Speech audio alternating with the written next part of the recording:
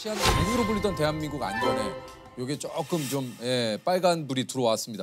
도심 한가운데서 이렇게 무차별 흉기 난동 사건이 잇따라 또 좀 일어나고 대낮에 서울 신림동에 있는 건물 주차장에서 흉기 난동 사건이 발생했습니다. 현장 경찰은 흉기 난동으로 1명이 숨지고 3명이 다쳐 병원으로 옮겨졌다고 설명했습니다. 뭐 온 국민이 지금 불안에 좀 떨고 있습니다. 예, 맞습니다.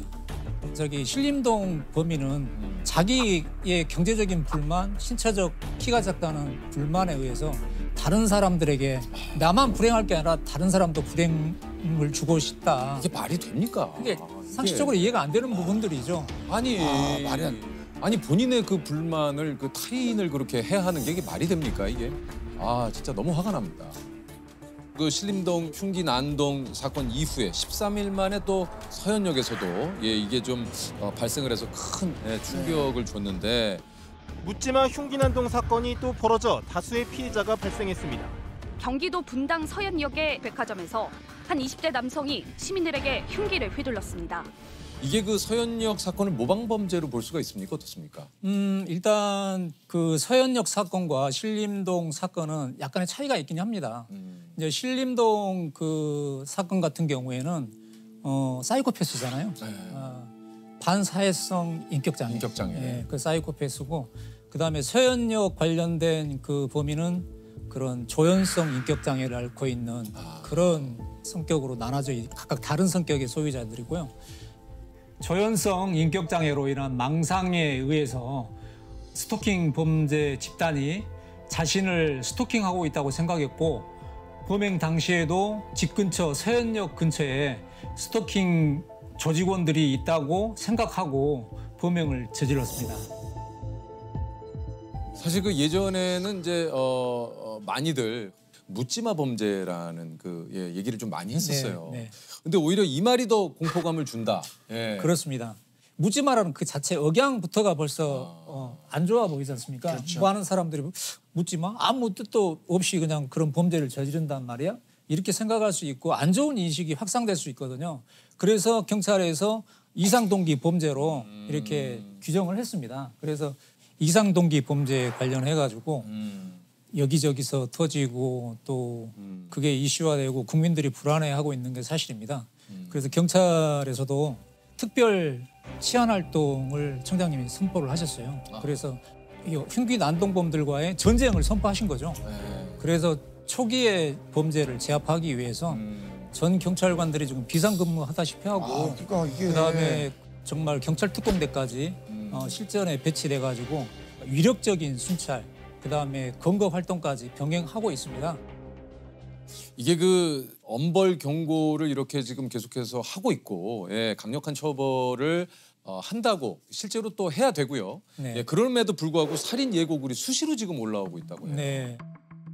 서울 신림역 흉기 난동 사건 이후 비슷한 범행을 예고하는 공개 협박 게시물이 온라인상에 잇따르고 있습니다. 말도 안 되는 게 이게 지금까지 검거된 인원만 65명.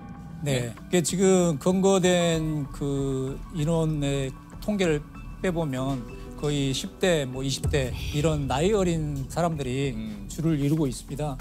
그러다 보니까 이 사람들이 어떤 영웅시 그런 되려고 그런 관점에서 글을 올리고 있는데 그 자체가 범죄이거든요. 그렇죠. 그런 글 자기네들은 장난으로 올렸다고 하지만 그 많은 시민 여러분들이 얼마나 불안에 떨겠어요. 그렇죠. 그렇게 많은 경찰 인력이 투입되면 이게 무슨 일이 났나? 당연히 불안해 하시겠죠. 근데 이제 그런 것들이 실제 일어난 상황에서 예방이 되고 근거가 되면 좋은데 그게 장난으로 바뀌어졌을 때는 그 많은 경찰 인력들이 출동을 했는데 실제 그런 도움을 받아야 할 그런 곳에서 신고가 떨어지면 출동할 대응 능력이 떨어지는 거죠. 그럼 또 다른 피해가 발생하는 거거든요. 그러니까 사실 그런 예고글을 올리는 것만으로도 처벌의 대상이 되는 거죠. 그렇습니다. 그래서 그렇죠. 강력하게 처벌해야죠. 장난으로 올렸던 그런 예고글을 올린 거에 대해서는 그 협박죄로 처벌할 수가 있고요.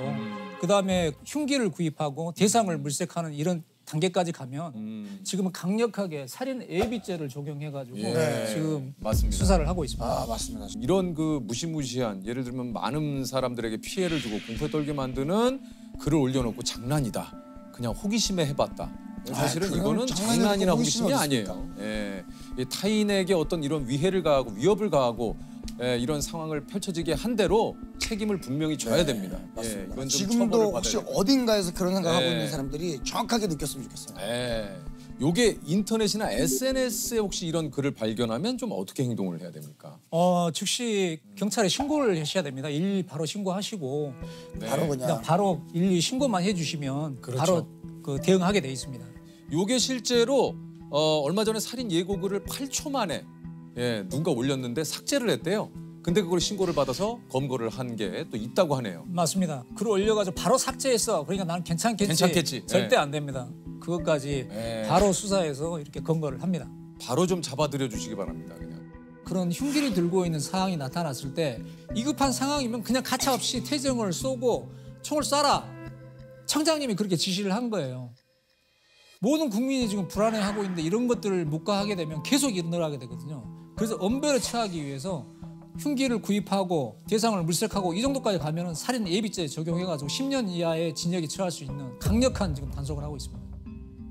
이게 또 덩달아서 요즘 그 호신용품 판매도 네. 이게 또 급증을 하고 있다고 그래요. 그런 상황이 발생한다 그러면 일단 현장에서 빨리 벗어나 도망하는 게 제일 빠른 최우선일 것 같고요. 네. 만약에 뭐 소지한 가방이라든지 물품이 있다 그러면 그거를 뭐 방어용으로 쓰든가 아니면 던져서 그리고 제 생각인데요. 그냥 어떤 호신용품도 중요하지만 많은 사람들의 그런 상황을 위치를 확보하게 알릴 수 있는 방법이 하나 있긴 있습니다. 호루라기입니다. 호루라기. 호루라기. 호루라기를 불면은 모든 사람들이 주목하게 돼 있잖아요. 그러면은 본인이 신고할 시간이 안 되더라도 그런 상황을 목격한 주변인들이 경찰에 신고해 줄 수 있고 또 119를 부를 수 있는 그런 상황 대처들이 되기 때문에 호루라기 하나쯤은 가지고 다니시면 위급할 때 많은 유용하게 사용할 수 있을 것 같습니다. 실제 형사님께서 이상동기 범죄를 좀 맡은 적도 있습니까? 제가 2008년도에 서대문에서 근무할 때인데 초등학교에서 꽁을 차고 귀가하는 남성을 쫓아가 가지고 칼로 살해한 적이 있었어요. 근데 그 범인도 고위험 정신질환자였거든요. 그 범인도 누구를 죽이라는 그런 계시를 받았다. 이런 망상, 환각, 한청 이런 것 때문에 그걸 실행에 옮기기 위해서 근처 슈퍼마켓에서 칼을 사가지고 대상을 물색하러 간 겁니다. 원래는 그 초등학교 경비원 아저씨를 타겟으로 삼았어요. 근데 눈이 마주치다 보니까 범행을 포기한 겁니다. 그러고 때마침 공을 차고 귀가하는 그 아저씨를 보고 쫓아가서 칼로 뒤에서 공격한 겁니다. 그러니까 지금 거의 패턴하고 똑같아요. 무작위로. 아무 대응도 못하고 맞고 사망하게 된 거죠.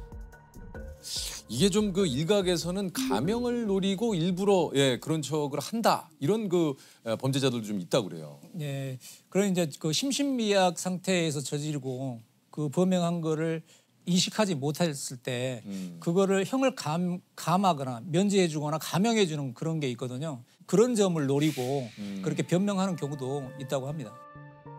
정신질환을 앓고 있다고 그래서 모두 다 면제를 받거나 감경을 받는 건 아닙니다. 예전에 무기징역을 선고받은 예도 있고요. 강력하게 처벌되고 있기 때문에 그걸 빌미로 이런 흉기난동을 부리는 거는 용서가 없습니다. 여러 가지 사건들이 있었지만 이게 기억에 남는 범인이 좀 있으시다고 그래요. 그 충청도에서 노인들만 상대로 차량으로 고의 충격해가지고 살해를 한 연쇄살인범을 구속시킨 적이 있습니다. 왜 어르신들만 그렇게? 그러니까 그 보험금을 노린 거였거든요. 보험금을 어떻게? 자동차 운전하는 사람을 위한 자동차 운전자 보험이라는 게 있었습니다. 사망을 하거나 중상을 입거나 그러면 보험 개수에 따라서 최고 5천만 원까지 그 보상을 해주는 그런 제도였어요. 운전자에게도 사고를 낸 운전자에게. 그러니까 사고 수습 비용 예를 들어서 사망 사고가 일어났잖아요. 그러면 형사 합의를 해야 되잖아요. 그렇죠. 그럼 형사 합의금을 보조해주고 만약에 구속이 되면 변호사가 붙겠죠. 그럼 변호사 비용도 주고 벌금이 나오면 그런 것도 해주는 그런 건데 그걸 노린 거죠. 여러 개 중복 가입을 하는 거죠. 5천만 원짜리 4개를 가입하면 2억이죠. 2억이죠. 그러면 4개를 가입하는 거예요. 그래놓고 그 대상을 노인들만 골라가지고 충격을 합니다. 그 이유가 그 형사합의금을 책정할 때 네. 법으로 가더라도 사람이 일할 수 있는 그 연령대를 액수가 달라지거든요. 근데 이분들은 일할 수 있는 나이대를 넘은 60대 이상의 고령의 예. 전부 다 노인분들이었어요. 그런 분들은 사실상 그런 보험 수가가 잘 안 잡히거든요. 그러니까 이게 합의금이 합의금을 작게 주기 위해서. 그래서 이 고령의 어르신들을 노린 거예요. 예. 아 이거 너무 괘씸하네. 진짜. 그러니까 이제 그 분들과 사고를 내고 이제 본인의 운전 미숙으로 인한 사고다. 그래서 그러니까 이게 내가 든 나에게 오는 이 보험금을 타기 위해서 예. 일부러 어르신들을 충격을 해가지고 그렇습니다. 정말 어떻게 그런 아니 이게 당시 상황만 놓고 보면 이게 단순 그 교통사고다. 예, 다 그렇게 처리가 됐습니다. 왜 그렇게 단순 교통사망 사고로 처리가 됐냐 하면 얘가 사고를 그렇게 내놓고 112에 신고를 합니다. 아 여기 제가 딴 데 쳐다보다가요 사람을 쳤는데 죽은 것 같아요. 그러니까 이쪽으로 빨리 오세요. 그리고 또 119에 전화를 합니다. 아 이거 사람이 죽은 것 같아요. 빨리 나와서 좀 확인 좀 해주세요. 그런 식으로 자기의 할 수 있는 것들을 구호조치까지 다 하죠. 그러고 조사하는 그 수사관에게 맞습니다. 제가 그 할머니를 이렇게 운행하다가 미처 발견하지 못하고 충격해서 사망한 거 맞습니다. 혹시 몰라서 119까지 신고해서 구호조치도 했습니다. 그럼 어떻게 했습니까? 그와 같이 단순 교통사망사고로 처리돼가지고 이미 확정 판결도 받았어요. 그런 상황이었는데 그 보험조사관이 보니까 수상하거든요. 그래서 이제 저에게 이제 사건 의뢰를 한 건데 사건 내용을 받아보니까 굉장히 그런 부분들이 의심이 되는 거예요. 이 사람은 경제적인 능력이 별로 안 돼요.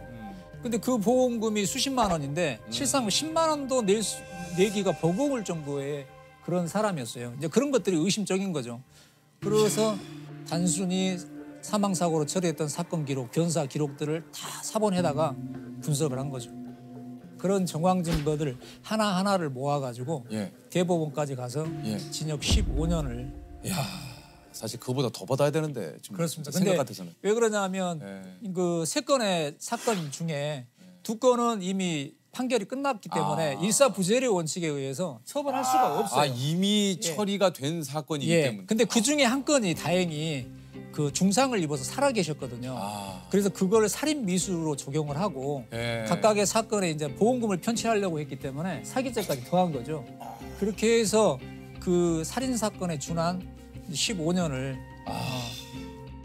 아니 근데 이제 이런 또 형사님들의 노력으로 인해서 이게 이제 더 이상 보험 사기를 저지를 수 없도록 약관이 바뀌었다고 그래요.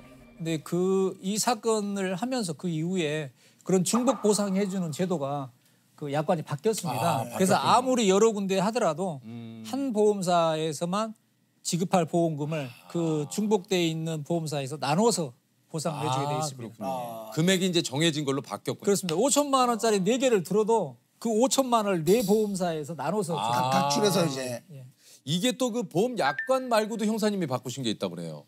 그 술 취한 사람들을 상대로 하는 소매치기 범죄인데 아리랑치기라고 불렀었습니다. 네. 뒤에서 이렇게 그냥 예, 부추기는 그러니까 척하면서 동료인 지랄하는 척하면서. 거, 예. 예. 반바지 차림의 한 남성이 길에 쓰러진 남성을 부축해 나오더니 술에 취한 사람을 도와주는 척하며 금품을 훔치는 이른바 부축백입니다. 심지어 피해자 명의로 대출을 받아 이체한 경우까지 있었습니다. 걔들 한 16명을 근거해가지고 구속한 적이 있거든요. 네. 예, 그 이후에 그 비밀번호 오류가 나도 정지가 안 됐었는데 지금은 이제 3번이면 정지가 되죠. 3번이 정지되죠. 그 이후에 이제 그렇게 바뀐 그 이후에 이게 그 이후에 이게 생긴 거구나. 아니 형사된 걸 혹시 후회한 적 있습니까? 딱 한 번 잠시 왜요? 제가 경찰 4년 차에 양아치 새끼들 좀 두드러 패가지고 옷을 벗고 경찰을 떠난 적이 있습니다. 아니 근데 어떤 양아치들이길래 이렇게 또? 뭐 동네 양아치들 많잖아요. 몸에 문신하고 깍두기 머리하고 이런 애들 붙은 거죠. 네. 형사님이 먼저 하신 거예요? 아니요, 그 자식이. 저는 경찰 신분증을 제시하면 될 줄 알았죠. 그렇죠. 신분증을 제시하셨구나. 이제 신분증을 제시했죠. 야 경찰이야 그러지 마 그렇게. 야 이씨 네가 경찰이야 뭐야 확 벗는 거예요. 옷을. 예. 그러더니 테이블을 그냥 때려 엎는 거예요. 테이블을 그냥 때려 엎는 거예요. 그러면서 주먹이 씩 나가와요 그냥. 그러면서 주먹이 씩 나가와요 그냥. 그래서요. 어떻게 하시겠어요? 일단 여기까지 날랐으면 일단은 맞아야 될 것 같은데요? 야, 일단 여기까지 왔잖아요. 되게 빠르시네. 와 진짜 야, 이거- 쑥. 이게 와. 모든 것들이 형사님이 이것도 그냥이 아니고 여기까지 왔어요. 거의 뭐 무술 감독님처럼 예. 나갔어요. 거기서 이제 저 혼자만 있었던 게 아니고 네. 우리 형사들이 4명, 양아치들 5명 거기서 붙어버립니다. 양아치 그 사람들 작살났습니까? 3명을 수갑을 채우고 2명이 도망갔는데 2명 중에 1명이 팔이 부러진 거예요. 사실 우리는 팔이 부러진 것도 잘 몰랐어요. 나중에 뭐 진단 뭐 6중과 8중과 끊어와가지고 우리 팔 부러졌으니까 잡힌 애들 빨리 풀어줘. 그거 안 들어줬다가 그렇게 된 거죠. 그래서 과잉 진압으로. 예. 그렇게 해서 뭐 양아치들은 선량한 시민으로 우리는 폭력 경찰로 엄청 두드리게 맞았죠. 근데 저 분명 시비는 그쪽에서 그러니까 지금은 그런 절차들을 딱 소명하고 그래도 그 당시에는 그렇게 분위기가 그랬어요. 3개월 동안 경찰서를 떠난 적이 있습니다. 근데 그때 잠깐 내가 여기에 꼭 일을 해야 되나? 그런 생각을 하고 다른 직장을 구해봤는데 양이 안 차더라고요. 그 4년밖에 안 됐지만 벌써 경찰의 수사 형사에 인이 배게 있어서 다시 돌아가야겠다. 다시 복직해가지고 현재까지 오게 된 겁니다. 그러셨군요. 이제 퇴직을 3년 앞두고 계시다고 해요. 이게 혹시 형사님도 잡지 못한 범인이 있습니까? 제가 경사 때 그 수사본부 살인사건 수사본부가 찾아졌던 사건인데요. 분식집 아주머니가 온몸에 흉기로 난자당한 그런 사건이 있었습니다. 결국 그 사건을 해결을 하지 못하고 그 미제 사건으로 빠져 있거든요. 그게 항상 마음에 좀 걸려요. 가끔 자다가도 벌떡벌떡 일어날 때가 있는데 근데 다행인 게 공소시효가 폐지됨으로 인해서 잡힐 때까지 영구히 수사할 수 있다. 내가 경찰을 떠나는 그 순간까지 저는 추적을 해야 할 의무가 있는 거고 또 하려고 합니다. 그리고 내가 만약에 이 조직을 경찰을 떠나고 옷을 벗었다 하더라도 수사 형사로 활동하는 후배들이 그 사건을 반드시 해결할 거라고 저는 믿습니다. 아직 잡히지 않은 범인들에게 좀 한마디 좀 하시죠. 야, 보고 있냐? 사문 와? 내가 경찰을 떠나더라도 우리 후배들이 반드시 잡는다. 기다리고 있어. 내가 잡으러 갈 수도 있어. 야, 진짜. 자문오냐? 자문오냐?